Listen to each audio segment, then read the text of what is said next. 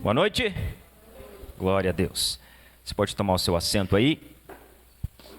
Que a graça e a paz do nosso Senhor Jesus esteja sobre a sua vida hoje.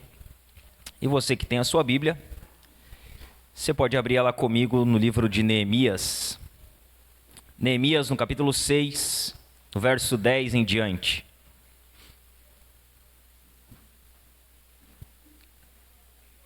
Neemias, no capítulo 6, no verso 10 em diante.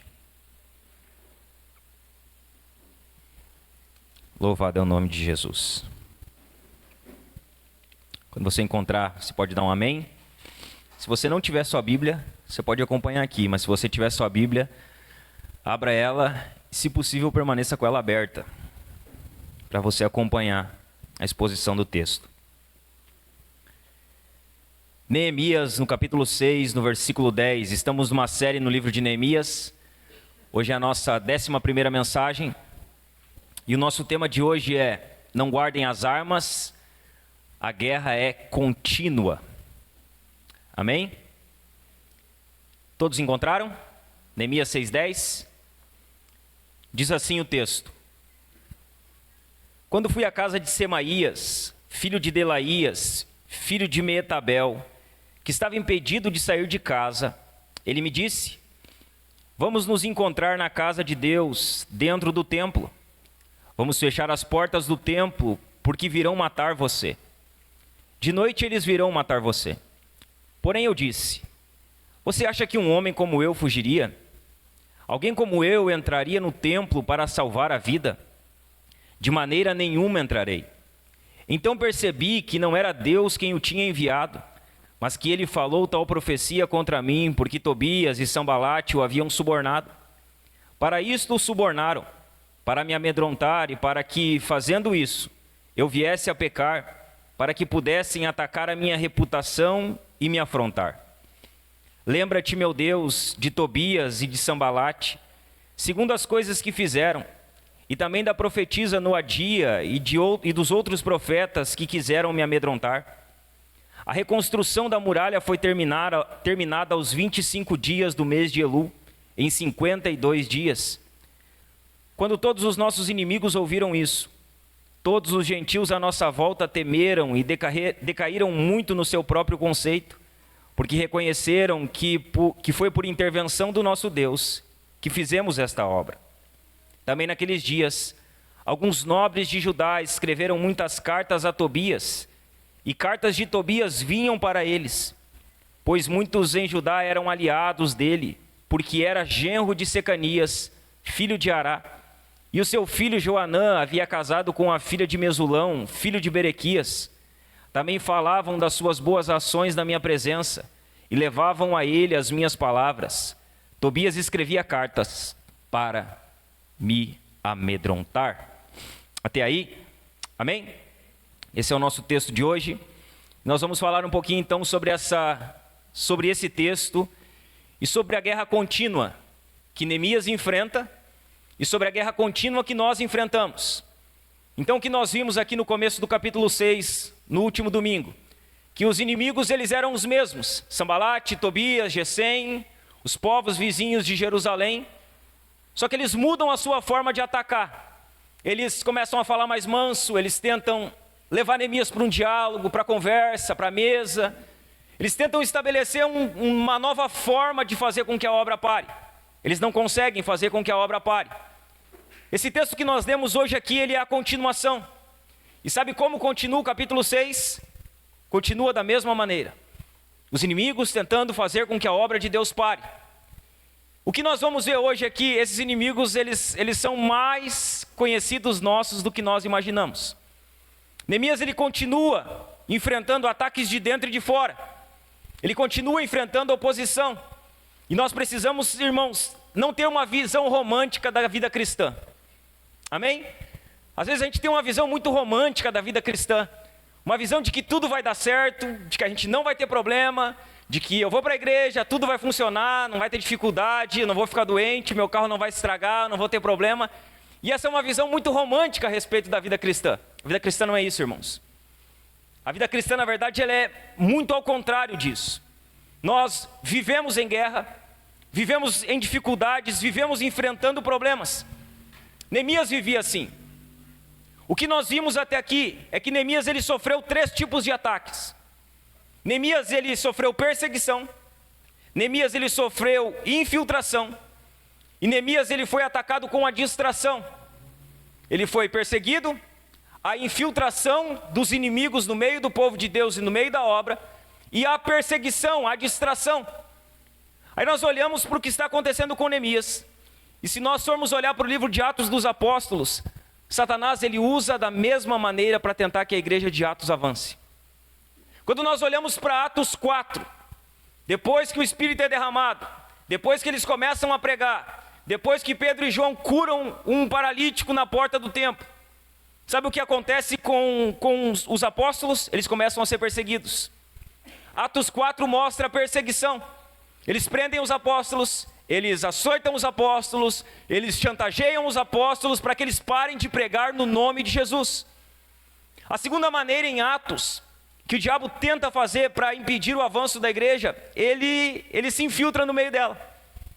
Quando você olha para Atos 5, tem 2 pessoas lá, Ananias e Safira. Estavam dentro da igreja, faziam parte da igreja. E sabe o que eles fazem? Eles mentem para o Espírito. Eles vendem a sua propriedade, eles ficam com parte do valor da propriedade, eles enganam o Espírito e os 2 morrem diante do apóstolo Pedro. O inimigo tentando se infiltrar. A terceira maneira que o inimigo ele tenta fazer com que a obra pare, que a igreja primitiva pare o seu avanço, é distraindo ela. Quando você olha para Atos 6, o que acontece em Atos 6? O número de discípulos cresce, a necessidade aumenta. O que está acontecendo? Os apóstolos, que eram responsáveis pelo ensino e pela oração, deixaram de cumprir a sua função, se distraíram e começaram a servir as mesas. O que nós vemos? Que da mesma forma que Sambalate, Tobias, Gesem e os inimigos trabalham para impedir o avanço da obra dos muros, no livro de Neemias, ele trabalha também no livro de Atos dos Apóstolos, para que a igreja não avance. E ele trabalha ainda hoje no meio da igreja de Jesus da mesma maneira. Se infiltrando, perseguindo e distraindo. Os inimigos de Neemias, eles eram versáteis. Eles agiram de modo variado. No início do capítulo 6, o que nós vimos? Eles propuseram um diálogo perigoso.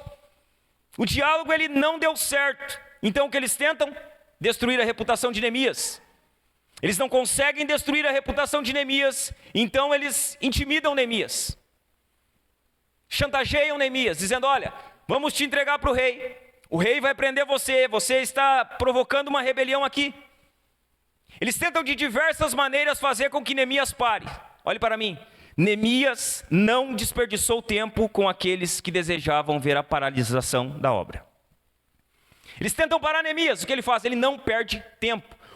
Olhe para mim, muitos de nós perdem muito tempo da nossa vida e do que poderíamos fazer para o Senhor, dando ouvidos para pessoas que não querem o avanço do Evangelho e da obra de Deus. Muitos de nós.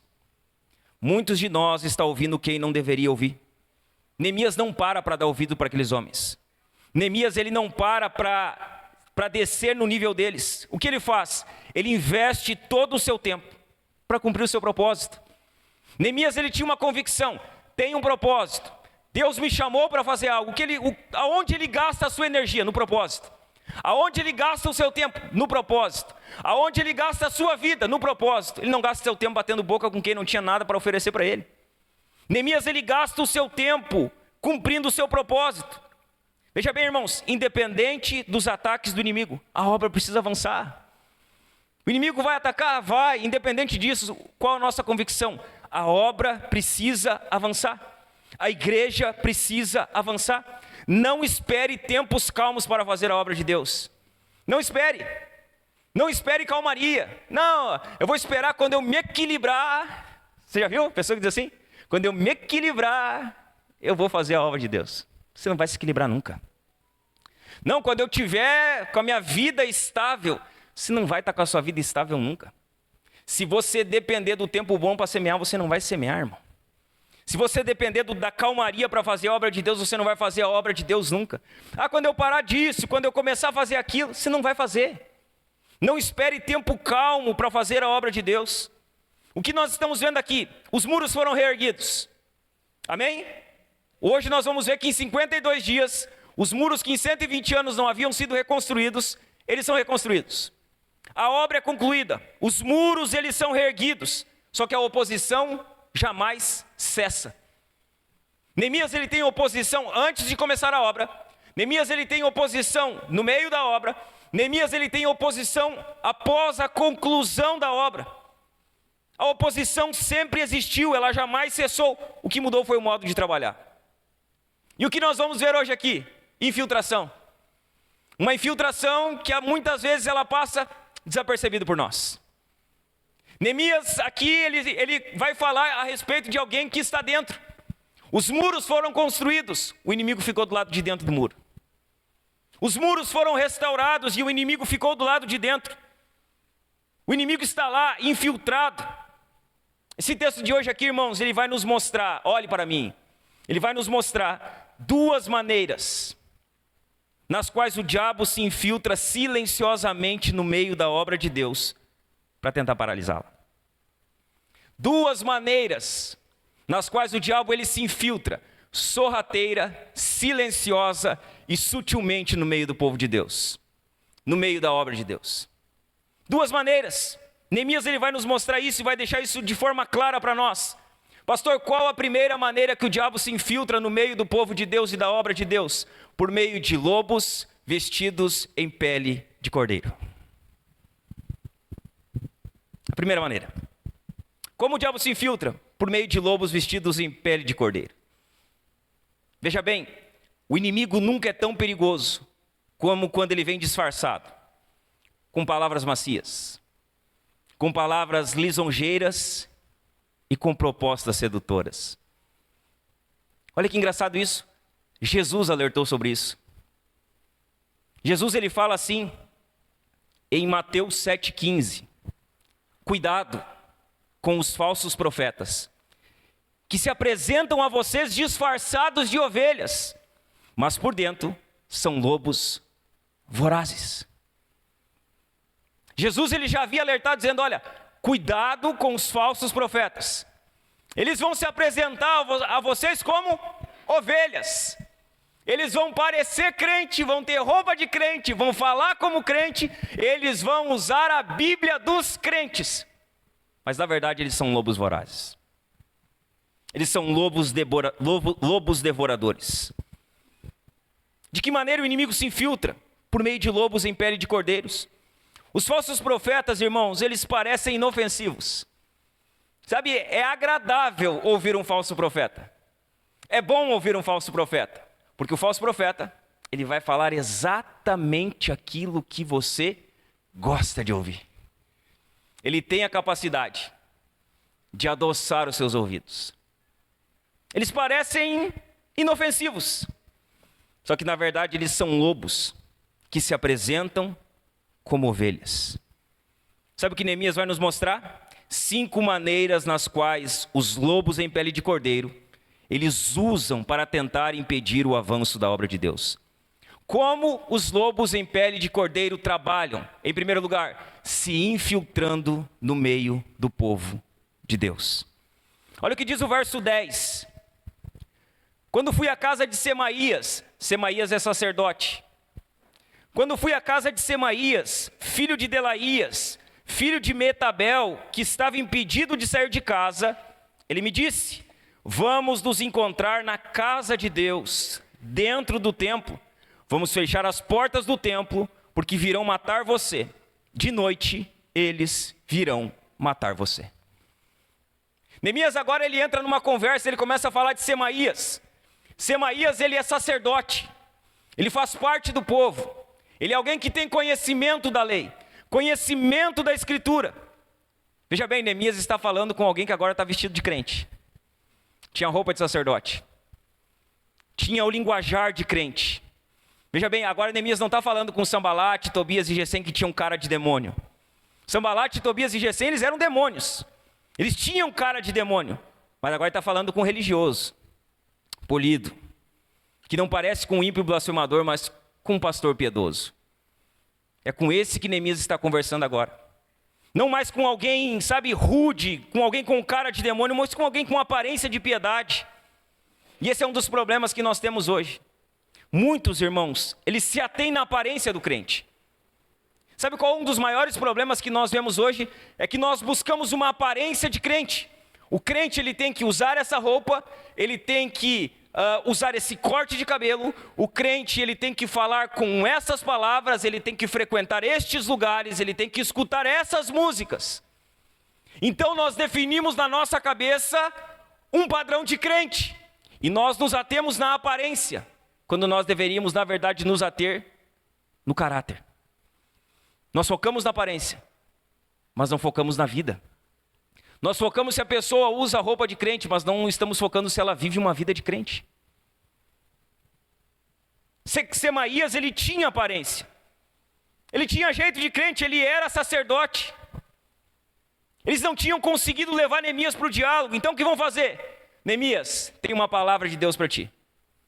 Deus está dizendo que nós temos que ir para o templo. Para o meio do templo. É lá. É lá que você tem que estar. O inimigo agora ele não estava do lado de fora. Ele estava do lado de dentro. Ele estava do lado de dentro, do lado de Neemias. Nós precisamos ter cuidado com os lobos em pele de cordeiro, irmãos. Eles têm voz sedosa, mas os seus dentes, eles são vorazes. Eles sabem falar bem, eles têm a voz mansa, mas seus dentes são afiados. Os lobos em pele de cordeiro, eles parecem inofensivos, mas são lobos devoradores. Quando você olha, irmãos, para a vida de Judas, já parou para analisar isso? Judas, ele desfrutou da intimidade com Jesus. Judas, ele conhecia Jesus, o caráter do Cristo. Ele aprendeu os ensinamentos do Cristo. Ele viu os milagres que o Cristo fazia, ele sabia quem ele era. E mesmo assim, ele entrega Jesus. Judas parecia ovelha. Ele parecia tão ovelha que ele cuidava do dinheiro, do ministério de Jesus. Ele era o tesoureiro. Ele era o responsável pela administração. E é ele que entrega Jesus. Aí nós olhamos para Ananias e Safira, eles mentem para o Espírito. Depois de verem um avivamento poderoso em Jerusalém, depois de verem a graça de Deus operando, eles se entregam à devassidão, se entregam ao engano, se entregam à mentira. Aí nós olhamos para Semaías, que era um sacerdote, e sabe onde é que ele está? Dentro de Jerusalém. Sabe o que ele está fazendo? Espionando o que Neemias está fazendo. Ele pega o que Neemias faz, leva para Tobias. Ele pega o que Neemias está falando, infiltrado no meio do povo, e fala para Tobias. Ele está lá, infiltrado no meio de Jerusalém, como um agente do maligno na casa de Deus. Qual a primeira maneira, então, que os falsos profetas trabalham? Primeiro, se infiltram. Segunda maneira que eles trabalham, depois de se infiltrar, eles, claro, distorcem a palavra de Deus.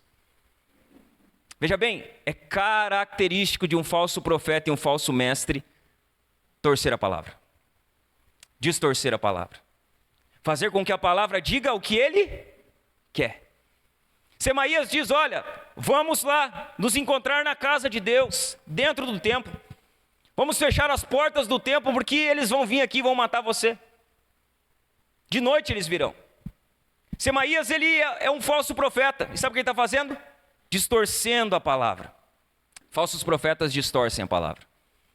Eles distorcem o que está escrito. Vou falar algo para você, o diabo também conhece a Bíblia. E para nossa vergonha é melhor que muitos de nós. O diabo conhece as Escrituras. E o que ele mais gosta de fazer com a Escritura é torcer ela para que ela fale o que ele deseja. Satanás conhece as Escrituras. Ele torce ela para nos tentar. Ele fez isso com Eva. Ele torceu a Escritura e fez com que Eva cedesse aos seus desejos. Ele fez isso com Cristo. Não teve muita vantagem. Mas ele torceu a palavra tentando fazer ou levar Cristo a cair. Veja bem, irmãos. De igual forma, é assim que os inimigos eles tentam destruir Neemias. Veja bem, a gente olha e não consegue compreender o convite que eles estão fazendo para Neemias. Parece um convite normal, né? Vamos lá, para o meio do templo. Vamos nos esconder na casa de Deus. Isso parece algo para nós normal. As ameaças não haviam funcionado. O que eles fazem? Uma palavra de Deus. Tem uma palavra de Deus para você. Eles ameaçaram e não conseguiram, então eles tentam com uma palavra de Deus. Quando a gente olha para Neemias, ele não é sacerdote. Ele também não é levita. E isso é importante aqui. Neemias, ele é um governador político. Ele não é um sacerdote, ele não é um levita. Pastor, o que isso tem a ver? Tudo. Ele não poderia entrar no templo. Ele não era um sacerdote, não era um levita e ele não tinha autorização para entrar no templo. Quem poderia entrar no templo era sacerdote e levita. Só que o convite que Semaías está fazendo para ele é um convite, sabe, que ele vai além. Se Neemias, ele cede ao pedido de Semaías, ele peca. E o pecado dele poderia gerar morte. Se Neemias, ele entra no templo, ele estaria profanando o templo. E isso era um grande pecado. Quando Semaías diz assim, vamos nos encontrar na casa de Deus, dentro do templo. Em algumas traduções vai dizer assim, no meio do templo. Sabe o que está no meio do templo? O Santo dos Santos. Sabe quem é o único que pode entrar no Santo dos Santos? O sumo sacerdote. Sabe o que Semaías está pedindo para Neemias fazer? Vamos entrar no Santo dos Santos. Profane o templo. Faça com que o seu medo leve você à profanação. Era isso que Semaías queria fazer, com que Neemias profanasse o templo. Se Neemias, irmãos, tivesse entrado no templo, atendido aquela falsa profecia, ele teria desagradado a Deus, caído na desaprovação do povo, e a sua liderança estava arruinada. Veja bem, o medo ou a falta de fé, ele pode fazer e levar os servos de Deus a fazerem coisas reprováveis. Veja bem, tem servo de Deus que por conta do medo faz coisas que a palavra de Deus reprova. Tem servos de Deus que por falta de fé, eles fazem coisas que a palavra de Deus reprova. Muitos crentes, eles têm se desviado de sua fidelidade a Deus, sabe por quê? Porque eles dão ouvidos para pessoas que supostamente falam em nome de Deus. Muitos têm se desviado por ouvir pessoas que elas torcem as Escrituras. Sabe o que chama a atenção de Neemias? É que na hora que Semaías convida ele para ir para lá, na hora ele discerne que a profecia de Semaías era uma falsa profecia. Pastor, como eu sei que uma profecia ela é falsa? É só você ter como base o que a Escritura diz. Semaías está propondo algo para Neemias que a palavra condenava. Se a palavra condena, acabou, é uma falsa profecia, é um falso ensino, não deve ser obedecido. Neemias, ele discerniu que Semaías era um falso profeta, porque a sua mensagem ela não era coerente com as Escrituras. Sabe, ela não fechava com o que estava escrito. Ela não fechava com o que a lei de Deus dizia. Semaías estava propondo algo que a palavra condenava, que a lei condenava. E Neemias, ele tem o discernimento que ele é um falso profeta. Quantos supostos profetas têm levado o povo de Deus a fazer aquilo que é contrário à palavra de Deus? Quantos?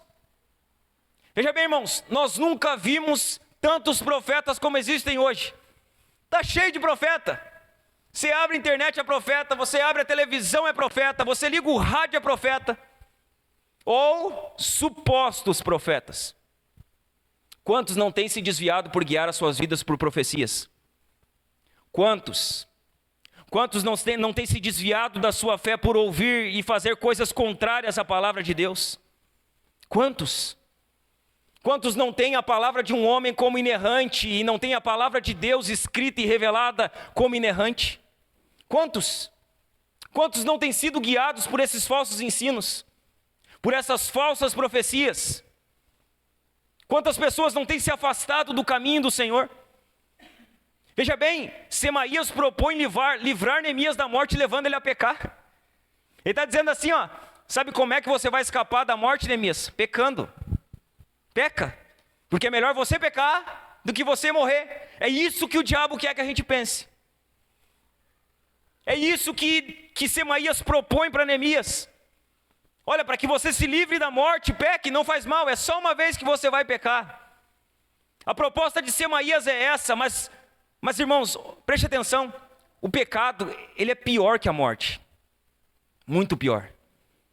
Veja bem, a morte não é a pior coisa que nós podemos enfrentar, irmãos. Na verdade, para um crente verdadeiro, a morte, irmãos, é a passagem para viver uma eternidade com Cristo. O pecado é pior que a morte. O pecado, ele é 1000 vezes pior do que a morte. Sabe por quê? Porque a morte não vai te separar de Deus. Se você morrer, se você é um crente, a morte não separa você de Deus. Na verdade, ela une você a Deus. O pecado não. O pecado, ele não une você a Deus. Na verdade, o pecado, ele te separa de Deus. Ele separa você do Senhor. Agora. E também eternamente. Veja bem, Neemias poderia ter pecado. Você parou para prestar atenção que Neemias é salvo porque ele conhecia a Escritura? Por que Neemias não cede a Semaías? Porque ele conhecia o que estava escrito. Neemias sabia o que a lei falava. Neemias, ele era um profundo conhecedor das Escrituras. O conhecimento bíblico de Neemias o salva. Olha que magnífico isso. Sabe o que salva Neemias de pecar? Ele conhecia a palavra.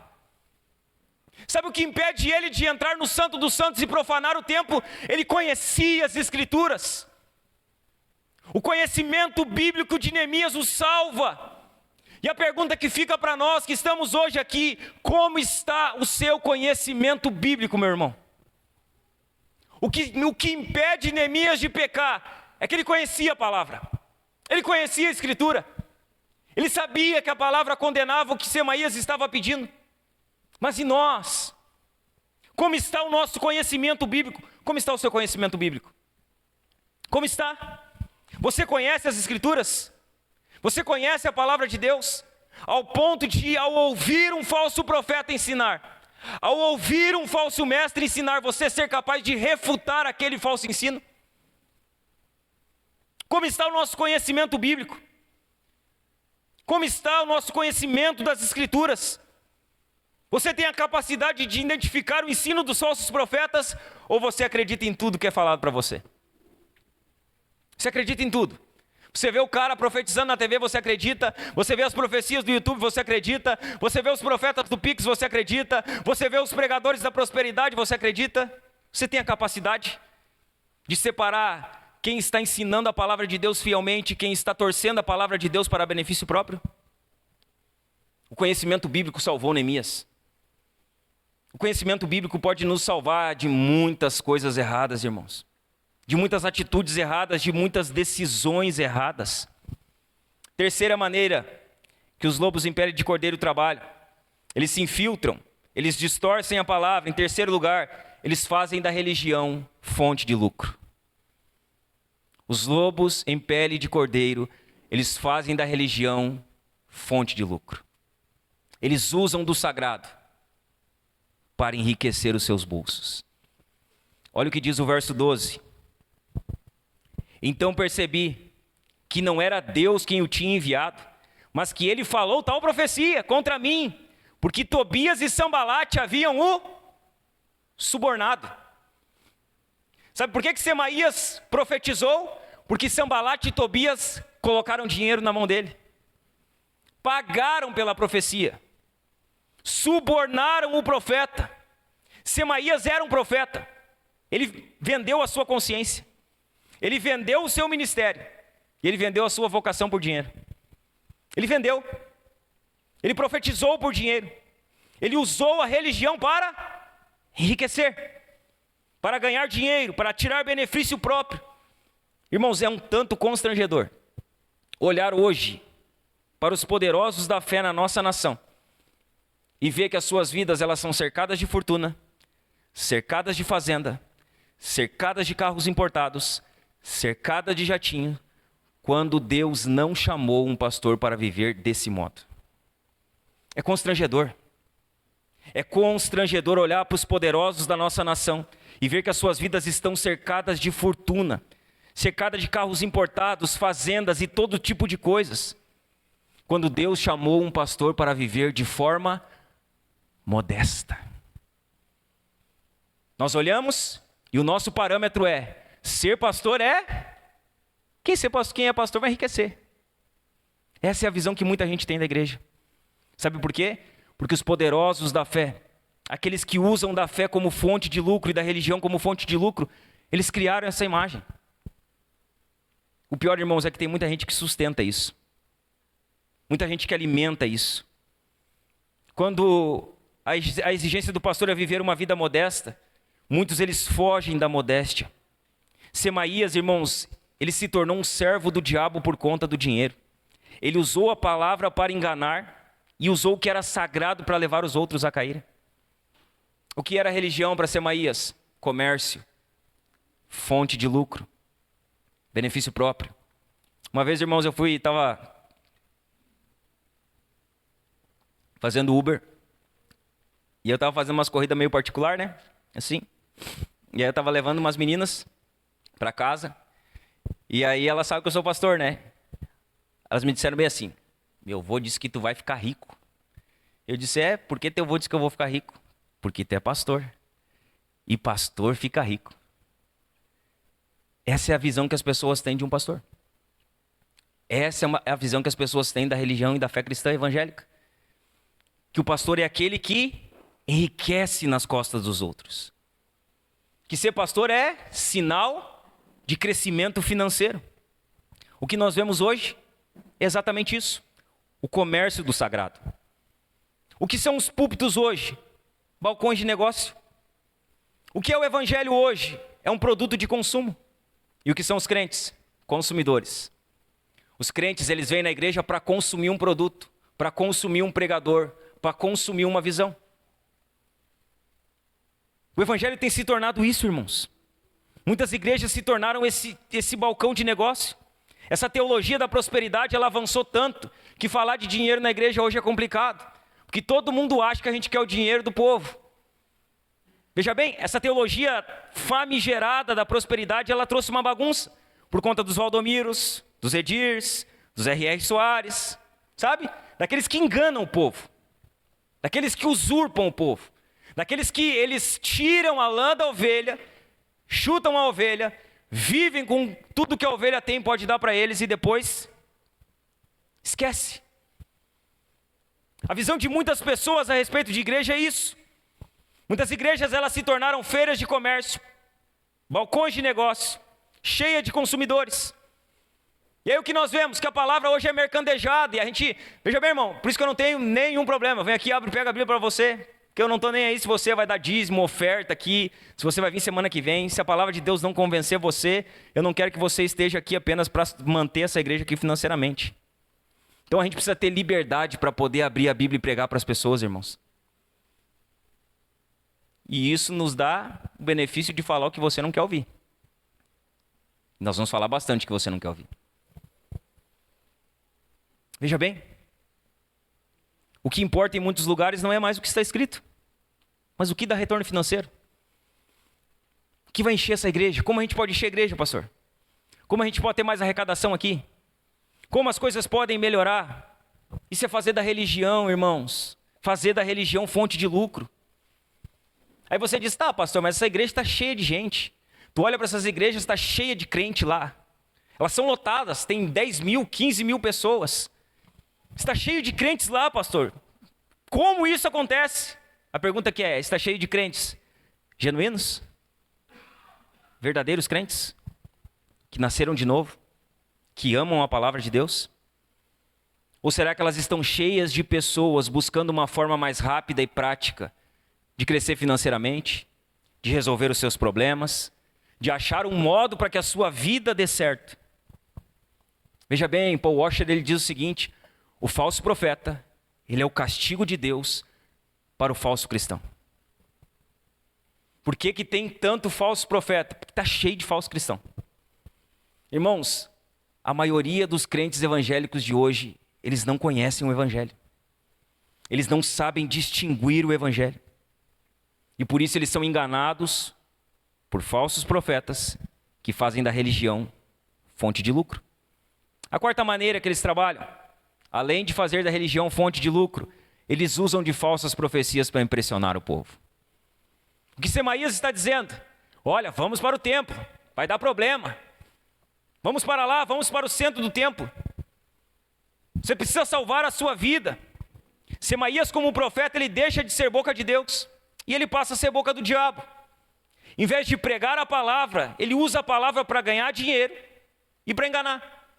Prostitui seu ministério, vende a sua consciência. É isso que Semaías está fazendo, irmãos.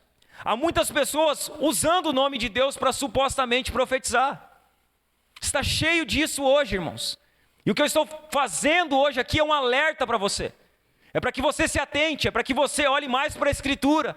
É para que você busque discernimento espiritual para analisar o que é de Deus e o que não é de Deus. Porque está cheio de supostos profetas. Só que há também uma infinidade de crentes imaturos. O problema não é só que existem muitos falsos profetas. Há muito crente imaturo. Há muito crente inocente demais, irmãos. Uma infinidade de crentes imaturos que eles são guiados por supostas profecias, sonhos, visões e revelação, e não pela palavra de Deus. Irmão, quer ver perder a paciência? É a pessoa dizer, culto bom é culto que tem revelação. Não, o culto lá estava bom, o que aconteceu? Qual foi a palavra que foi pregada? Não pregaram nada, não teve uma palavra, nem abriu a Bíblia, mas revelou o CPF de todo mundo. E aí? No que isso edifica? No que isso exorta? No que isso consola? Porque a profecia tem um propósito, meus irmãos. A profecia ela deve edificar, exortar e consolar, e não animar o povo, irmãos.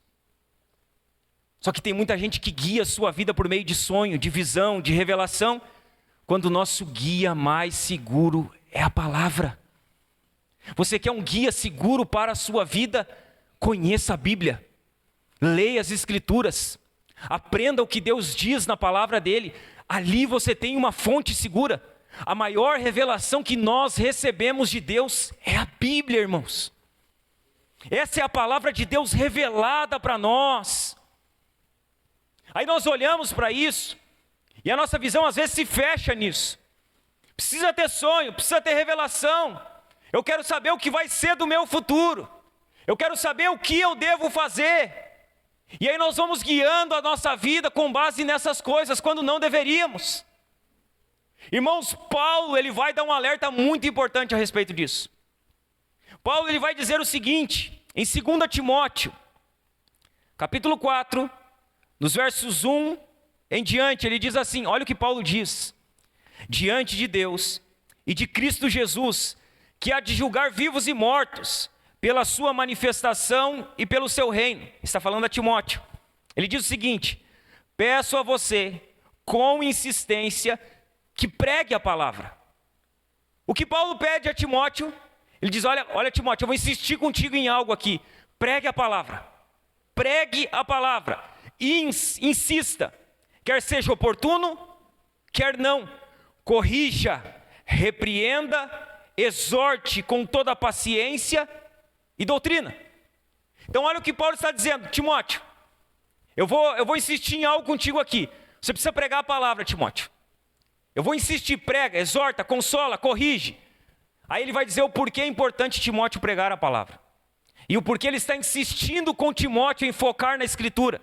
Ele vai dizer assim na sequência do texto, pois virá o tempo em que não suportarão a sã doutrina. Virá o tempo que eles não querem Bíblia. Eles não querem pregação. Eles não suportarão a sã doutrina. Pelo contrário, se rodearão de mestres segundo as suas próprias cobiças. Eles vão procurar aqueles que falam aquilo que eles querem ouvir. Se rodearão de mestres segundo a sua própria cobiça, como que sentindo coceiras nos ouvidos. Mas você seja sóbrio em todas as coisas, suporte as aflições, faça o trabalho de um evangelista, cumpra plenamente o seu ministério. Olha o que Paulo diz a Timóteo, você precisa pregar, você precisa ensinar, você precisa corrigir, porque vai vir um tempo, Timóteo, e a gente está vivendo esse tempo faz tempo, em que as pessoas elas não suportarão mais a pregação da Escritura, irmão. Elas vão se rodear de falsos mestres. Sabe o que nós precisamos entender?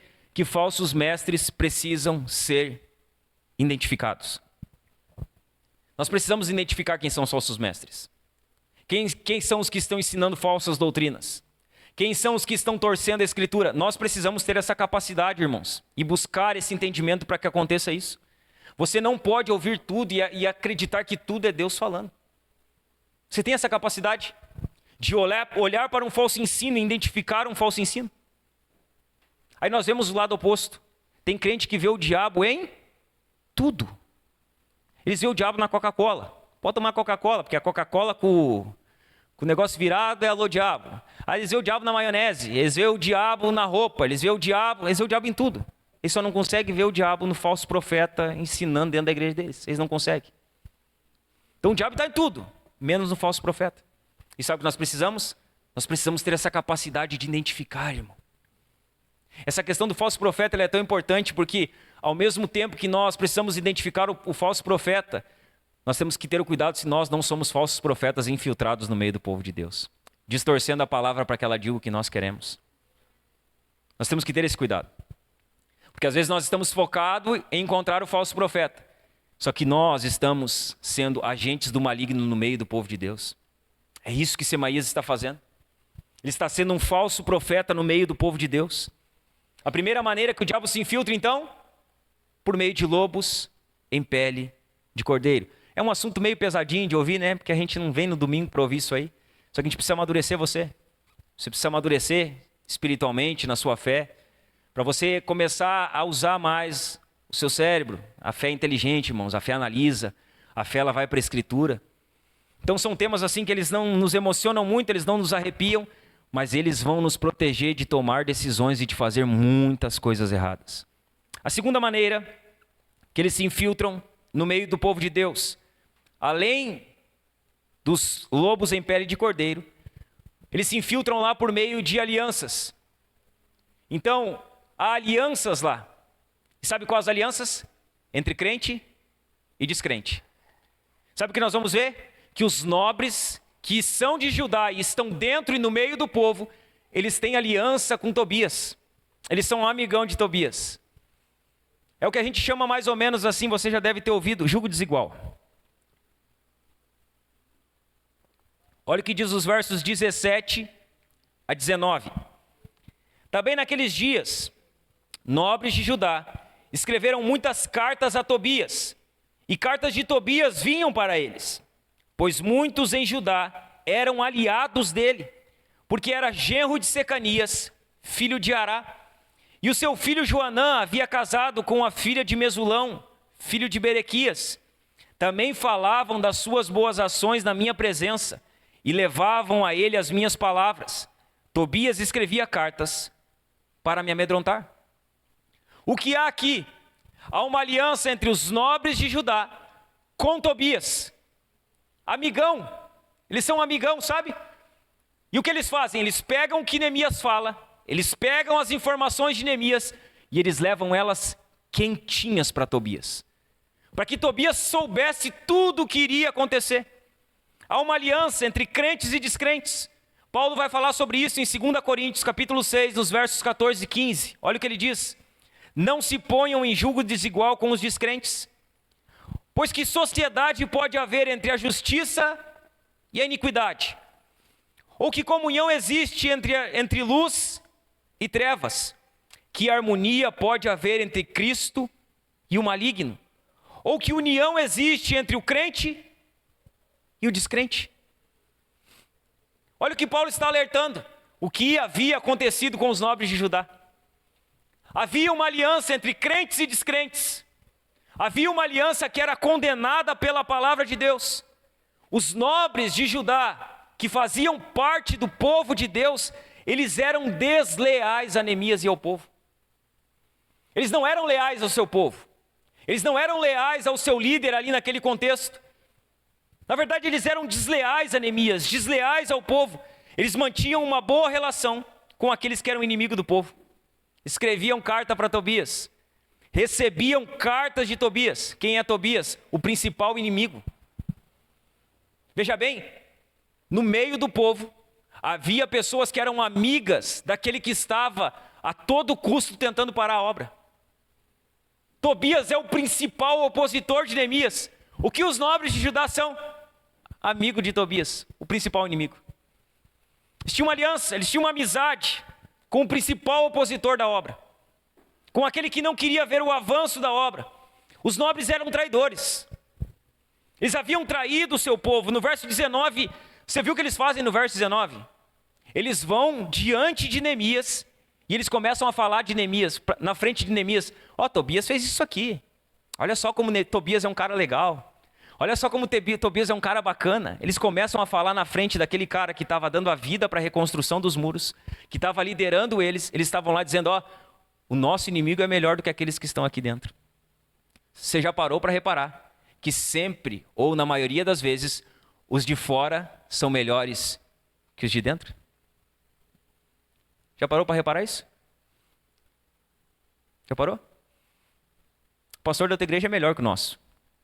O louvor da outra igreja é melhor que o nosso. Os irmãos da outra igreja, eles são melhor que os nossos.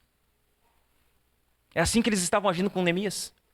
Tobias, bacana.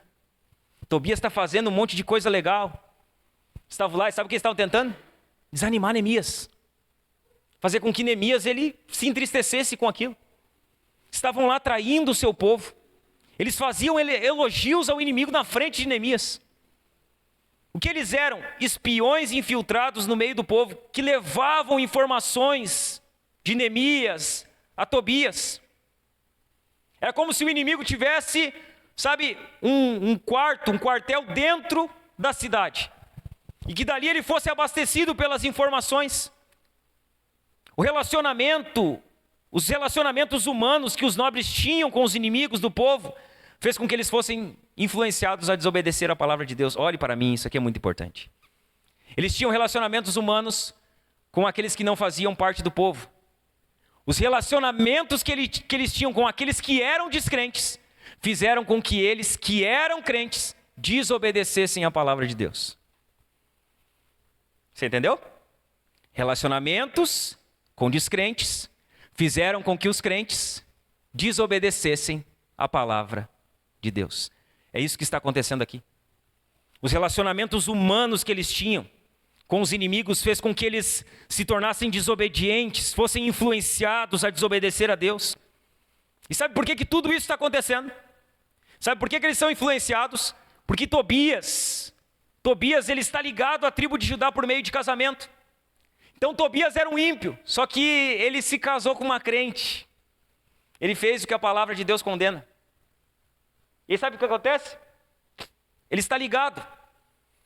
Mesmo sendo um ímpio, ele tem informantes lá dentro. Por isso que Deus ele diz que um crente ele não se junta em casamento com um ímpio, irmãos. A possibilidade disso dar certo, ela é quase zero. Dá certo, às vezes. Só que o julgo desigual, por conta de Tobias, fez com que eles tivessem uma ligação. Fez com que eles estivessem ligados à tribo de Judá. Veja bem, havia uma aliança ali. A aliança de Tobias com uma mulher em casamento, que fazia com que Tobias fizesse parte do povo. Há alianças que elas fazem bem. Mas há diversas alianças que elas fazem muito mal. Tem alianças que nós fazemos que, ao invés delas nos fazerem bem, elas acabam nos levando para longe da obediência de Deus. Tem amizades que você faz que, ao invés de te trazer para perto de Deus, te afastam. Tem relacionamentos que você começa que, ao invés de te fazerem mais crentes, fazem com que você se afaste de Deus. Por que é tão importante nós cuidarmos dos nossos relacionamentos? Porque depende a forma e as pessoas com quem você se relaciona. Isso vai ou te levar mais para perto do Senhor, ou te levar mais para longe do Senhor. Há relacionamentos que eles fazem mal para nós, irmãos. Há relacionamentos que nos afastam de Deus. A aliança que, ao invés de nos fazerem bem, elas acabam nos levando para longe do Senhor. Por isso, irmãos, preste atenção, na vida cristã, tem diversos relacionamentos que você precisa cultivar. Tem relacionamentos que você precisa guardar, que você precisa zelar por eles, que você precisa, trabalhar para manter eles, fortalecer eles. Há diversos relacionamentos que precisam ser cultivados, mantidos, guardados, protegidos. Só que também há diversos relacionamentos que você precisa abandonar. Diversos. Veja bem, se você se relaciona com pessoas que elas não estão te fazendo mais santas, você está perdendo tempo em ainda não abrir mão desse relacionamento. Se você está se relacionando com pessoas que elas te levam para longe do Senhor, ao invés de te trazerem para perto do Senhor, esse relacionamento não é um relacionamento saudável para a sua fé. Você já deveria ter aberto mão desse relacionamento. Nós não precisamos cultivar todos os relacionamentos. Tem relacionamentos que precisam ser abandonados. Tem relacionamentos que nós precisamos abrir mão. A pergunta que fica para nós é: quais os tipos de relacionamento que você tem tido? Quais os tipos? Quem são as pessoas com as quais você se relaciona? Com quem você tem tido comunhão? Com quem você tem mantido amizade? Com quem você tem nutrido intimidade? As pessoas com as quais você se relaciona, elas estão te levando mais para perto de Jesus? Elas estão te fazendo mais santo? As pessoas com as quais você se relaciona, elas estão levando você mais para perto da palavra? Você está lendo mais a Bíblia? Você está orando mais? Você está jejuando mais? Você está servindo mais? Essas pessoas estão te levando mais para perto de Jesus? Os seus relacionamentos te aproximam de Jesus ou te afastam de Jesus? O que os seus relacionamentos têm feito com você? Para onde eles têm te levado? Os seus relacionamentos têm levado você a obedecer a palavra? Ou têm levado você a desobedecer a palavra? Os seus relacionamentos, eles têm aproximado você da igreja? Ou eles têm afastado você da igreja? As pessoas com as quais você se relaciona, o que elas têm feito com você? Qual a influência delas? Os nobres foram influenciados a desobedecer a palavra por conta de relacionamentos errados. Mas se você e nós, qual a influência que as pessoas com as quais nos relacionamos têm feito na nossa vida? Qual a influência? Seus amigos têm tornado você mais santo homem? Seus amigos têm tornado você mais piedoso? Suas amigas têm tornado você uma mulher mais santa, mulher, mais piedosa, mais modesta, que ama mais Jesus? Ou eles têm te afastado do Senhor? Ou elas têm te afastado do Senhor? Pastor, elas têm me afastado. Você já deveria ter aberto mão desse relacionamento. Já deveria ter aberto mão dessa amizade, porque a amizade que te afasta de Cristo não é amizade. Não é amizade. Quem quer o teu bem é quem quer te ver próximo de Jesus. Não, mas é meu amigo há tantos anos. Sim, há tantos anos. Você conhece ele há tantos anos, se você não conseguiu converter ele ainda. Só que ele já está conseguindo converter você para a vida dele. E você não percebe. E você acha que é só uma amizade. Que é só uma companhia. Ah, pastor, então quer dizer que eu não devo me relacionar com ímpios? Deve se relacionar com todas as pessoas. A questão é, se você não consegue exercer influência sobre o coração dessas pessoas, talvez você não deva caminhar tão próximo delas ainda. Esse é o ponto. Sabe por quê? Porque o apóstolo Paulo ele vai dizer o seguinte, 1 Coríntios 15, 33, não se enganem, as más companhias corrompem os bons costumes. Não se engana que você vai andar com o ímpio, com quem peca, com quem trai a mulher, com quem mente, e você vai conseguir se guardar disso o tempo inteiro. Não se engana, você não vai. Hora ou outra você vai cair. Hora ou outra você vai ser corrompido por isso. Hora ou outra você vai ser influenciado a desobedecer a palavra de Deus. Não se engane, meu irmão. Não se engane. As más companhias, elas corrompem os bons costumes. Se você andar com pessoas que não querem Jesus, rapidamente você vai acabar não querendo Jesus também na sua vida. Não se engane com isso. Companhias erradas, caminhos errados, hábitos errados, decisões erradas. Se tem pessoas que estão te afastando de Jesus, amizade que estão te afastando do Senhor, abra mão, se afaste. Nem que seja por um tempo para que você se fortaleça e volte a tentar trazer essa pessoa para o caminho do Senhor. As más companhias corrompem os bons costumes. Eles tentam se infiltrar de duas maneiras. Por meio dos lobos em pele de cordeiro e por meio de alianças erradas. Alianças entre crentes e descrentes. Isso ainda acontece hoje. No meio da igreja ainda há lobos em pele de cordeiro se infiltrando no meio dela. No meio da igreja ainda há pessoas fazendo alianças erradas. E tem gente que eu estou falando isso aqui, às vezes pode ficar meio brabinho. Né, mas eu não vou abrir mão das minhas amizades. Continue, irmão. Continue. Eu sou pastor, eu prego para você, ensino para você, mas eu não decido por você. Não sou o teu tutor. Sou o pastor aqui que tento dar um trilho para que você trilhe. Só que veja bem, isso ainda existe hoje. Alianças erradas, amizades erradas. Como a gente vence isso, pastor? Como a gente vence essa infiltração no meio do povo de Deus? Como a gente vence os falsos profetas? Como a gente vence essa questão da infiltração por meio de alianças erradas? Veja bem, o diabo ele vai usar de todas as artimanhas para parar a obra. Ele tem diversas. A infiltração de seus servos é uma das mais sutis, mais calmas, mas uma das que mais surte efeito. Já falei isso aqui, quando o diabo não consegue destruir a igreja de fora para dentro, ele trabalha para destruir ela de dentro para fora, colocando dentro dela os seus servos. De forma sutil, de forma habilidosa, a gente precisa vencer isso. Como a gente vence? Como a gente vence a infiltração do inimigo no nosso meio? Neemias nos ensina. Em primeiro lugar, a gente vence a infiltração com coragem. Semaías vem e profetiza. Semaías vem e faz uma proposta para que Neemias vá para o Santo dos Santos, para o meio do templo. Neemias poderia ter medo. Neemias poderia ter cedido à falsa profecia de Semaías. Só que ele não faz isso. Neemias ele age com coragem. Olha o que diz o verso 11. Quando Semaías faz a proposta para ele, ele responde no verso 11. Porém, eu disse, você acha que um homem como eu fugiria? Alguém como eu entraria no templo para salvar a vida? De maneira nenhuma entrarei. Neemias ele responde com coragem, ele diz, eu não vou entrar. Você acha que eu sou homem de estar me escondendo dos inimigos? Você acha que eu sou homem de estar indo para o meio do templo para me esconder? Neemias ele responde com coragem, sabe por quê? Porque ele temia a Deus. Ele temia a Deus, e porque ele temia a Deus, ele nunca se acovardou diante dos ataques dos inimigos. Ele tinha temor do Senhor. E o temor do Senhor fazia com que ele não temesse a mais ninguém. Neemias ele era um homem corajoso, só que a coragem dele não era inconsequente. Ele não está sendo valentão aqui dizendo, não, eu fico aqui até que me matem. Não, ele tinha uma coragem, mas a coragem dele estava fundamentada. Sabe por quê? Porque ele conhecia quem era o Deus que ele servia.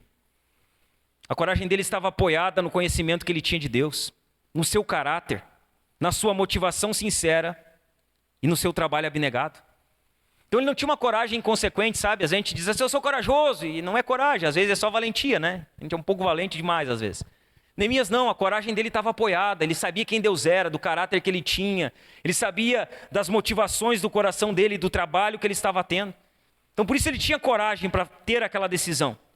Veja bem, irmão, quando você está fazendo a obra de Deus, eu, você, nós vamos enfrentar pressões, como Neemias, tanto das pessoas de fora, como das pessoas de dentro. Então servir a Deus, a gente sabe que a pressão faz parte do serviço a Deus, do congregar, da vida cristã. E a gente vai enfrentar tanto pressão de fora, como pressão de dentro. O que acontece? Quando a pressão ela começa a aumentar, muitos têm a tendência de fugir. Eles abrem mão. Eles abandonam a fé, eles saem do congregar, eles abandonam a obra, eles abandonam o seu posto. Então isso é bem comum no meio da igreja. O que acontece? As pessoas vêm, e aí a pressão começa. Os de fora pressionam, os de dentro pressionam, família pressiona, os amigos pressionam, o mundo pressiona, e a pessoa ela começa a ficar pressionada demais, ela se afasta. Ela abre mão. Ela foge. Ela diz, não, isso aqui não é para mim, muita pressão. Não fui chamado para esse negócio aí, não. Esse negócio de igreja aí não é para mim. As pessoas têm essa tendência de fugir quando a pressão aumenta. Neemias não faz isso. Quando a pressão aumenta, sabe o que Neemias faz? Ele permanece. Ele tem a coragem de permanecer. Veja bem, irmão, mesmo que as pressões estejam grandes sobre a sua vida, eu não sei como está a sua vida hoje. Talvez você está aqui, faz tempo congregando conosco desde o começo. Talvez você está nos visitando hoje aqui. Talvez você está vindo aqui há 1 mês, 12 meses, e talvez a pressão está grande para você. Está grande para que você abandone o congregar. Está grande para que você não preste atenção na palavra que está sendo pregada. Está grande para que você não sirva a Deus. Eu não sei como a pressão está na sua vida. O que eu sei é que todos nós passamos por pressão. E talvez hoje você esteja passando por grande pressão.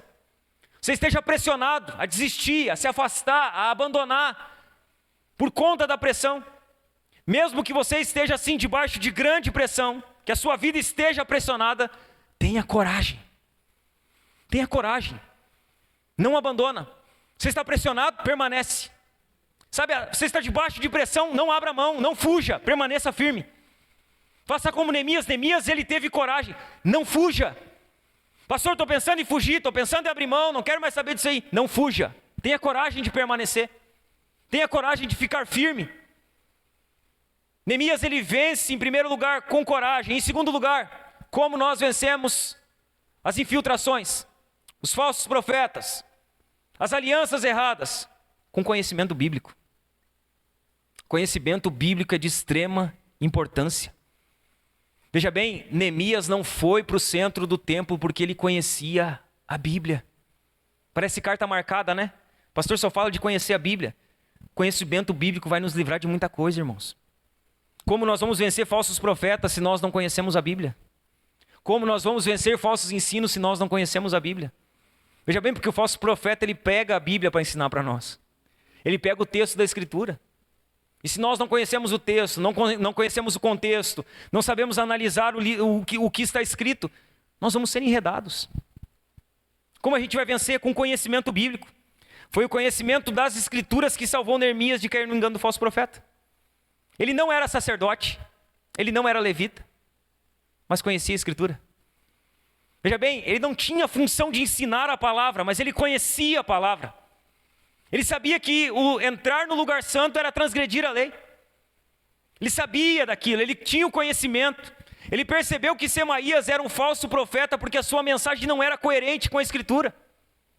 O conhecimento bíblico salvou Neemias, irmãos. Ele não era pregador, ele não era pastor, ele não era líder de nada, mas ele conhecia a Escritura.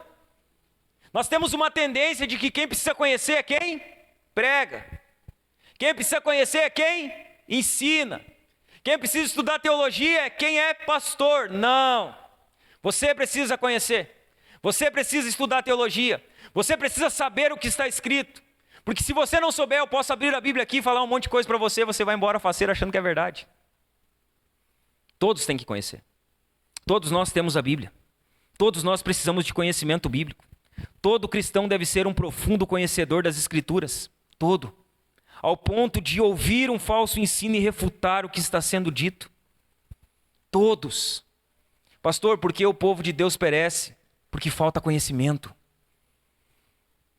Oséias 6,6 diz, olha, Oséias 4,6, o meu povo pereceu porque lhe faltou conhecimento.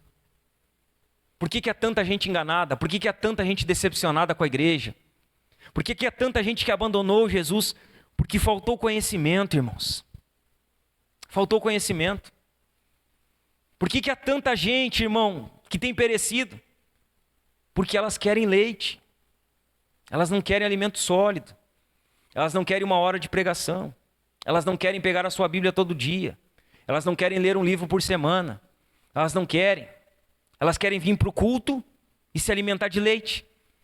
Elas querem vir para o culto, ouvir o pregador dizer, Deus vai fazer na sua vida. Elas querem vir para o culto e ouvir o pregador dizer, Deus vai te dar vitória. Elas querem vir para o culto e ouvir o pregador dizer, todos os seus sonhos se tornarão realidade.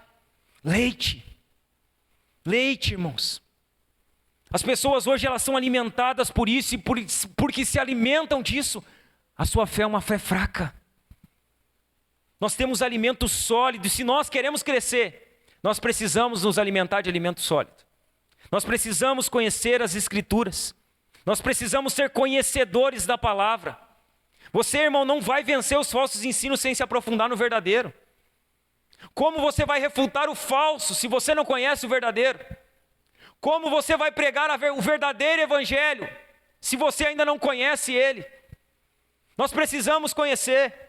Nós precisamos ler as Escrituras.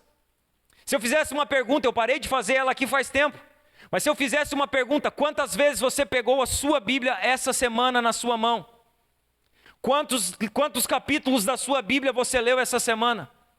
Quanto tempo você gastou em meditação das Escrituras? Quanto? Quando foi a última vez que você comprou um livro bíblico sadio para alimentar a sua fé, para fortalecer o seu conhecimento das Escrituras? Quanto tempo você tem gastado com a palavra? Quanto tempo, meu irmão? Quanto tempo, minha irmã? Aonde está a sua Bíblia? Você está com ela aberta aí no seu colo? Você deixou ela em casa? Há quanto tempo você não pega ela na mão? Se nós queremos vencer os falsos ensinos, nós precisamos nos aprofundar no verdadeiro. Amar a palavra, conhecer a palavra, nos dedicar à palavra. Nós precisamos fazer o que a Bíblia diz. O que a Bíblia diz, pastor? Que nós não podemos apartar da nossa boca o livro da lei, não se aparte da tua boca o livro desta lei, medita nele dia e noite. É isso que Josué vai dizer. Não se afaste da tua boca o livro dessa lei, medita nele dia e noite. Veja bem, a palavra de Deus precisa habitar ricamente em nós. As pessoas diziam de John Bunyan, um antigo pregador, que se cortassem as veias dele, não saía sangue, saía a palavra de Deus. Tamanha era o conhecimento e a dedicação que ele dava às Escrituras, irmãos. A palavra de Deus precisa habitar ricamente em nós. Ela precisa estar guardada no nosso coração, como o salmista diz: guardei a tua palavra no meu coração para não pecar contra ti. Essa palavra precisa estar no nosso coração. Ela precisa estar nos nossos lábios. Nós precisamos meditar nela dia e noite. Nós precisamos conhecer a palavra para fazer o que Paulo diz a Tito: repreender os falsos mestres. Sabe o que Paulo diz a Tito? Eu te coloquei em Creta, para que você estabeleça presbíteros lá, para que você fundamente a igreja lá, e para que você faça calar os falsos mestres. Aí tem gente que diz assim: não pode falar de nome na igreja, não pode dar nome. Irmão, o falso mestre tem que ser calado. Paulo diz isso. Nós precisamos calar os falsos ensinos. Nós precisamos calar a falsa teologia. Só que para isso nós precisamos conhecer a verdadeira, a bíblica. Nós precisamos nos aprofundar nisso. Terceira maneira que Neemias faz para vencer as infiltrações e as falsas alianças: discernimento espiritual. Neemias, ele tinha discernimento espiritual. Quando eles fazem uma proposta para ele, olha o que ele diz no verso 12. O verso 12 ele vai dizer assim: então percebi que não era Deus quem o tinha enviado, mas que ele falou tal profecia contra mim, porque Tobias e Sambalate o haviam subornado. Veja bem, ele percebeu, ele teve discernimento que aquilo não era de Deus. Então eu percebi, então eu discerni que não era Deus quem estava falando. Pastor, tá certo, eu preciso ter discernimento espiritual. Como eu tenho discernimento espiritual? Conhecendo as Escrituras. Se você não conhece a Bíblia, dificilmente você vai ter discernimento espiritual. Não, eu estou orando para Deus me dar discernimento espiritual. É uma parte, você precisa orar, ter uma vida de comunhão com Deus, mas você precisa conhecer a Bíblia. Como é que você vai discernir espiritualmente se você não conhece o que está escrito? O discernimento espiritual, ele vem com o conhecimento da palavra e da comunhão com o Deus da palavra. O discernimento espiritual, ele vem com o conhecimento da palavra e da comunhão com o Deus da palavra. Se nós queremos discernimento, mais Bíblia, mais comunhão. Neemias, ele compreendeu que se um profeta está falando em nome de Deus, em desacordo com a palavra de Deus, este não pode ser um profeta legítimo. Neemias, ele tinha discernimento. Se uma profecia é contrária ao que está escrito, esse profeta é um falso profeta. Neemias, ele não é enganado. Ele não é enganado. E sabe por que Neemias não é enganado? Porque a vida dele não era guiada pelo que ele sentia. A vida de Neemias não está guiada no que ele sente, não está guiada no arrepio que ele sentia, não está guiada em choro. A vida de Neemias não está guiada na emoção. A vida de Neemias está guiada em um único lugar: na palavra. Não, mas eu senti, mas eu me arrepiei, mas eu chorei. Irmão, você pode se arrepiar escutando qualquer tipo de música. Você pode chorar ouvindo uma pessoa contar uma história triste para você. O problema é que nós guiamos a nossa vida com sentimentos, com base em sentimento, com base em arrepio, com base em emoção. Neemias não. Sabe por que ele não é enganado? Porque a palavra de Deus é o que guiava ele. A palavra de Deus era o fundamento da vida de Neemias. Aqueles que torcem a palavra, negando a sua inerrância e a sua suficiência, usando ela para fins lucrativos, são falsos profetas. E Neemias, ele tem o discernimento disso quando ele ouve as palavras de Semaías. Quarta maneira que Neemias vence a infiltração e as falsas alianças: com integridade espiritual. Então ele tinha discernimento e tinha integridade. Olha o que diz o verso 13: para isto o subornaram, para me amedrontar e para fazer para que fazendo isso eu viesse a pecar, para que pudessem atacar a minha reputação e me afrontar. Então Neemias, ele tem integridade espiritual. O que ele compreende é que a sua vida é a vida do seu ministério. Sabe o que Neemias compreende? A minha vida é a vida da minha liderança. Assim como eu sou, assim será a minha liderança. Assim como eu sou, assim será a igreja. Assim como eu sou, assim será o povo de Deus. Era isso que Neemias compreendia. A vida dele era a vida do seu ministério. O caráter dele influenciava nas vidas das pessoas que estavam à volta dele. Neemias, ele tinha integridade pessoal. Ele compreendia que a sua vida era a vida do seu ministério. Ele só podia ficar em pé diante dos homens se permanecesse antes em pé diante de Deus. Ele sabia disso. Muitos irmãos têm dado mais ênfase ao carisma de um líder do que ao caráter dele. Nós falamos bastante sobre isso já nos últimos GCs aqui da igreja. Muitas vezes nós enfatizamos o carisma. Se a pessoa é legal, se a pessoa nos abraça, se a pessoa dá risada, se a pessoa nos dá um beijo. E a gente não olha para o caráter. A primeira coisa que nós sempre devemos olhar é para o caráter.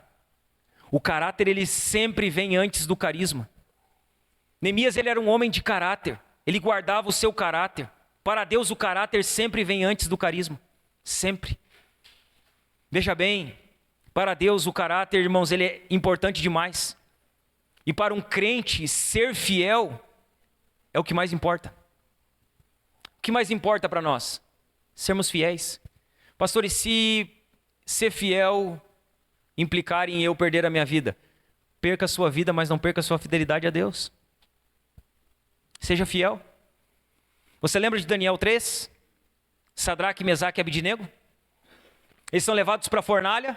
Todos deveriam se prostrar e adorar a estátua de Nabucodonosor. Quando tocam os instrumentos, todo mundo se prostra. Menos Sadraque, Mesaque e Abidnego.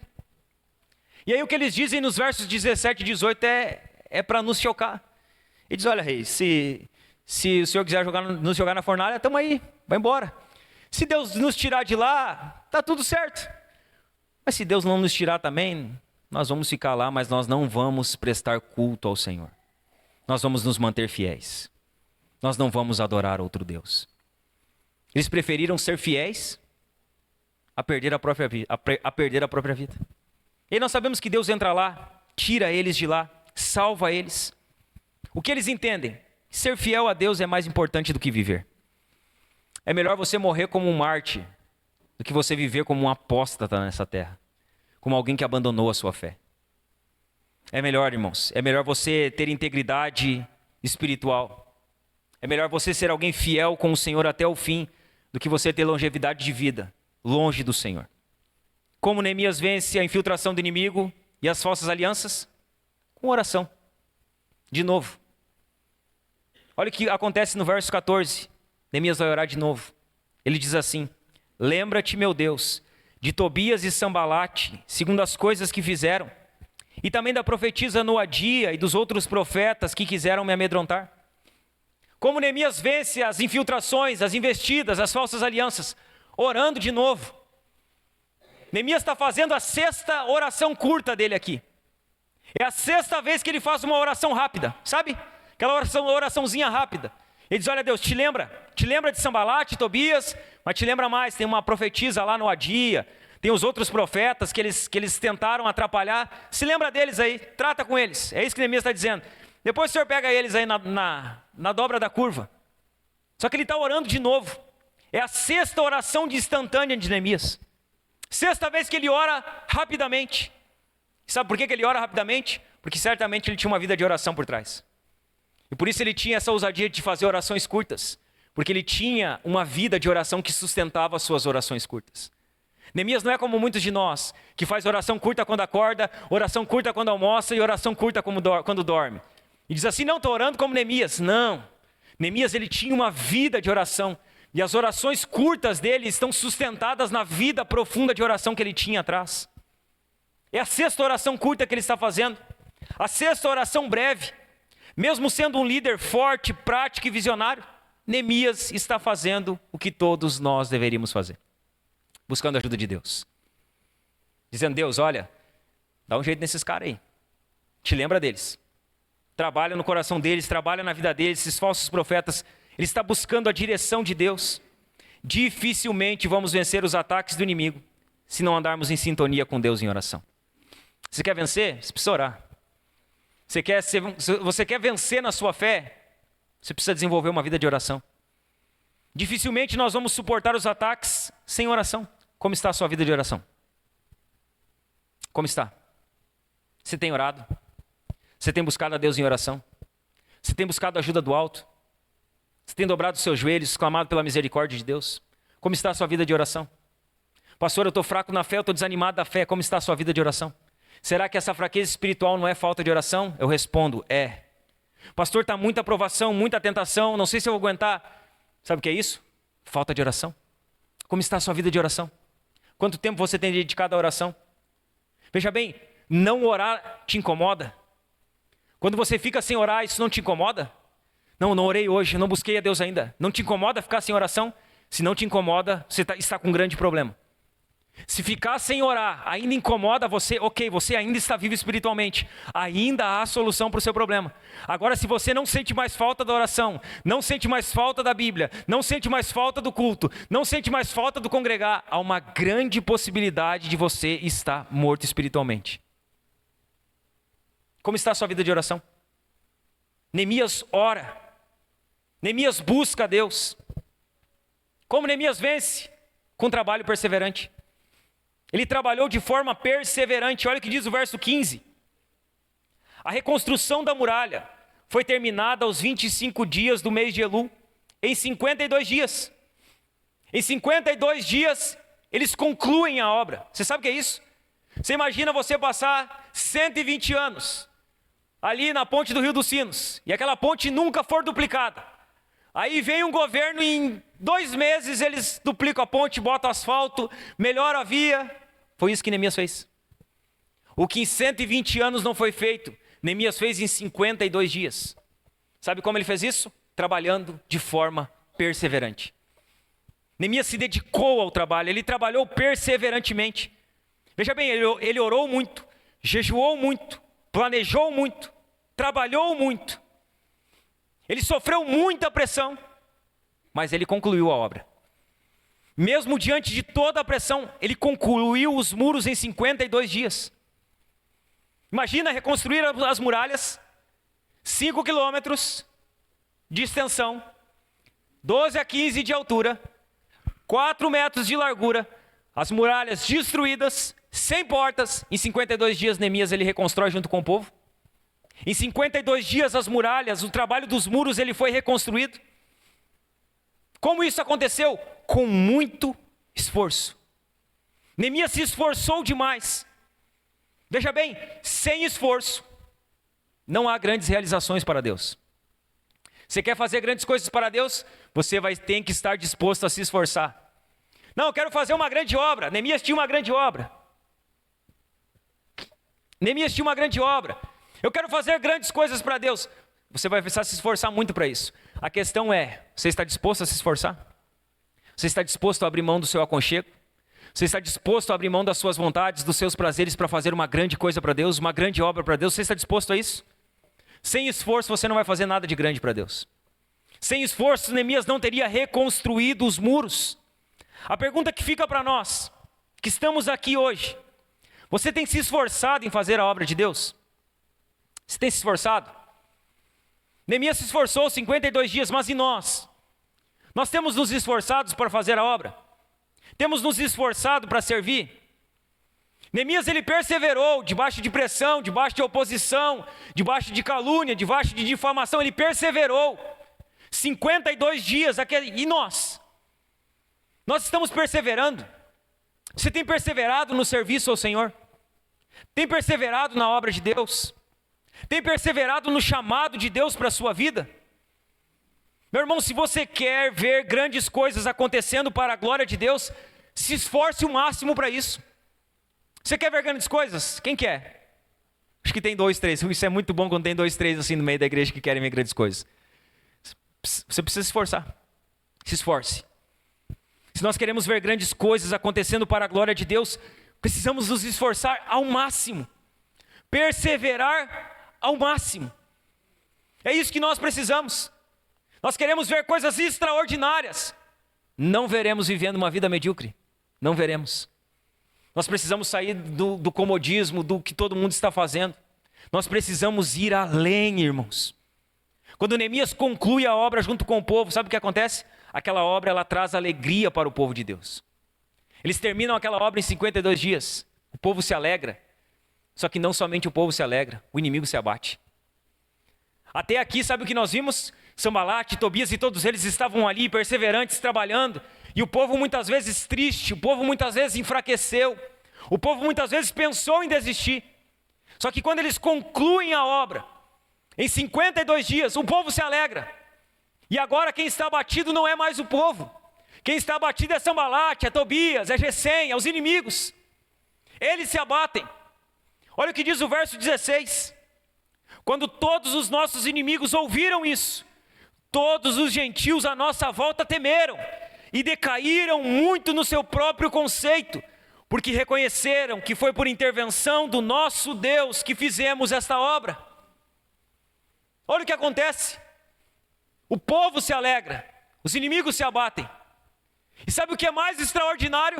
É que os inimigos reconhecem que aquela obra foi concluída, não por mérito humano, mas por intervenção divina. Olha que maravilhoso isso.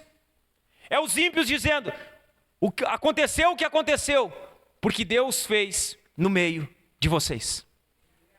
Sambalate e Tobias estavam dizendo isso. Os inimigos estavam dizendo, a obra foi concluída, e sabe por quê?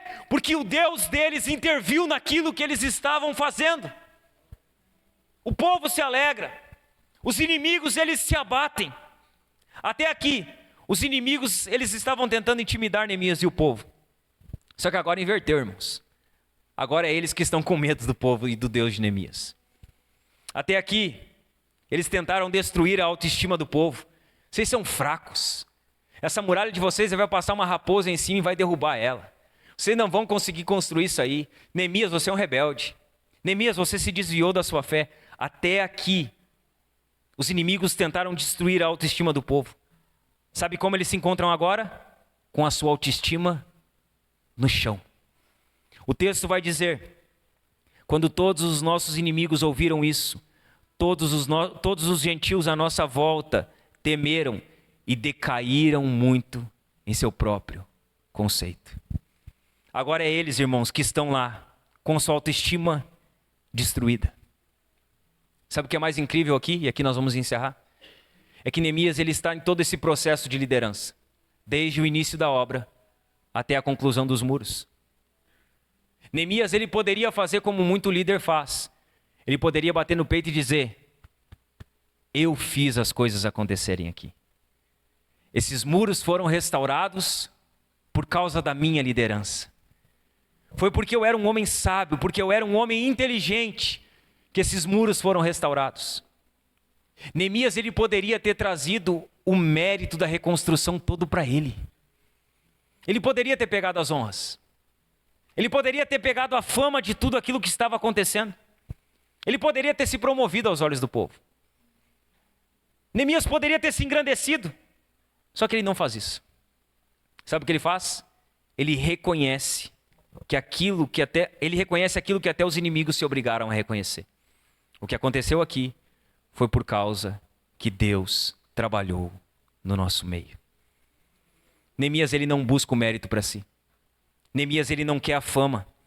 A conclusão da obra era resultado da intervenção de Deus. Foi porque Deus estava lá.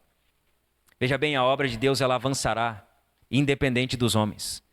Haverá falsos profetas, haverá falsas alianças, mas nem isso é capaz de impedir o avanço da obra de Deus. Sabe por quê? Porque a obra de Deus não depende de homens, ela depende de Deus.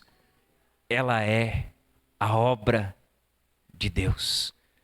Deus ele intervirá na sua obra. A obra de Deus avançará. E sabe o que Deus fará enquanto a sua obra avança? Ele dará forças ao seu povo. Ele fortalecerá o seu povo, o povo fiel. O povo que ama as Escrituras, que ama Ele, que ama a sua obra. Deus fortalecerá o seu povo. Ele dará livramento para o seu povo. Ele guardará o seu povo debaixo de todas as pressões. Deus ele dará livramento. No final, sabe o que o povo fará? Ele fará o que Neemias fez. A glória de Deus. A honra é de Deus. Tudo o que aconteceu aqui foi por conta da intervenção divina. É isso que nós precisamos sempre nos ater, irmãos. Nós estamos no meio da obra de Deus, a igreja é a obra de Deus. Essa obra vai passar por diversas oposições, como temos visto até aqui. Por diversos tipos de inimigos, infiltrações, falsos mestres, falsas alianças. Mas essa é a obra de Deus. E o Deus da obra, Ele trará avanços sobre a sua obra. Dura coisa, irmãos, é nós nos opormos ao avanço da obra de Deus. Sanbalat e Tobias se oporam. Deus trabalhou com eles, irmãos. A obra de Deus avançará. Deus fortalecerá o seu povo. Só que sabe o que nós precisamos entender? É que aqui o muro foi concluído em 52 dias. Só que os inimigos não vão parar. As oposições continuarão. Sanbalat e Tobias não vão desistir. Veja bem, Neemias poderia olhar para a obra concluída e dizer: ok, vitória, tudo acabado. Vamos guardar as armas. Estamos no tempo de paz. O que Neemias vai fazer? Ele vai continuar com as suas armas empunhadas. Ele não vai guardar as suas armas, porque ele sabe que a guerra em que ele está é uma guerra contínua. Ela não terá fim. Sabe qual um dos nossos maiores problemas? Quando nós vencemos uma batalha, nós temos a tendência de relaxar após isso. E quando nós relaxamos após isso, o inimigo nos pega desprevenidos. Muitos de nós guardam as armas quando não deveria guardar. E se esquece que a guerra em que nós estamos é uma guerra contínua, sabe? Ela vai durar até a volta de Cristo. Não guarde as suas armas. Se hoje você está andando em vitória, continue vigilante, porque o inimigo ele não vai desistir de nos fazer e de nos tentar fazer parar. Não guarde as suas armas. A guerra é contínua. Nós precisamos estar preparados, como diz Efésios 6, para resistir a todas as astutas ciladas do diabo, vencer a ele e nos mantermos inabaláveis após isso. Veja bem, se estamos em vitória, assim como Neemias estava aqui nesse momento, não é hora de guardar as armas. Na verdade é hora de nós afiarmos as nossas espadas, de nós nos prepararmos, porque o inimigo vai, mas ele volta. Ele dá uma volta e depois ele vem ainda com mais furor para tentar nos fazer cair. Que nós venhamos a ter, irmãos, esse senso, que nós estamos numa guerra, que essa guerra não acabou. Não, mas eu venci esse pecado, então fique atento, porque rapidamente Satanás baterá a porta do seu coração com outra tentação, com outra oportunidade. E se nós não estivermos preparados, vigilantes, armados para isso, acabaremos sucumbindo. A guerra é contínua, meus irmãos. Ela não para aqui. Ela não para quando vencemos 1 ou 2 pecados. É todo dia com as nossas armas em mãos, todo dia com senso de batalha, todo dia sabendo que Sanbalat, Tobias, Gesem aparecerão. Pastor, eu não creio nisso. Se o diabo hoje não te importuna mais, talvez você já esteja andando de mãos dadas com ele e nem percebeu, meu irmão. Tenha cuidado. Tenha cuidado. Nós estamos num campo de batalha e Jesus nos chama para andarmos vigilantes e atentos. Amém, meus irmãos? Vamos nos colocar de pé?